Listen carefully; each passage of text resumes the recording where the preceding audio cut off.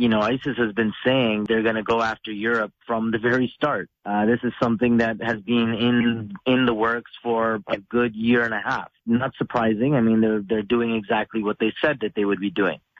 However, even in face of strikes, that are upon them by the coalition and so forth, it doesn't mean that they're suddenly going to stop. They really are a nihilistic death cult wearing the costume of Islam. Even if you destroy half their territory, as long as they can bomb you in one of your cities and have your media give the coverage 24/7, that's a success to them. It's not seen as a defeat. Well, that's what I was going to say, because despite the fact that there have been recent bombings in so-called Islamic State territory where they have been weakened, it still doesn't stop the atrocities across the globe, does it? So in your view, why is it, and you're best to speak about this because you too, once upon a time, were radicalized, what is it about the romanticism of ISIS that is the attraction for young, dispossessed men? Yeah, Muslims are psychologically primed to, think about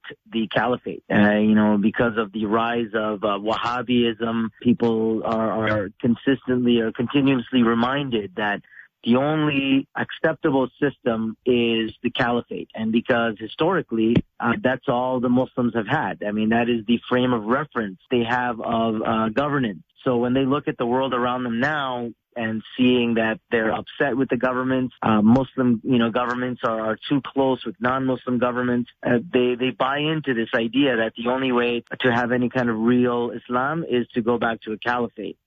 So once a group like ISIS declares that they've done that, well, then those young people and older who have been primed to accept that romanticized view are now encouraged to come forth and join this so-called Islamic State. And that's what they've been doing.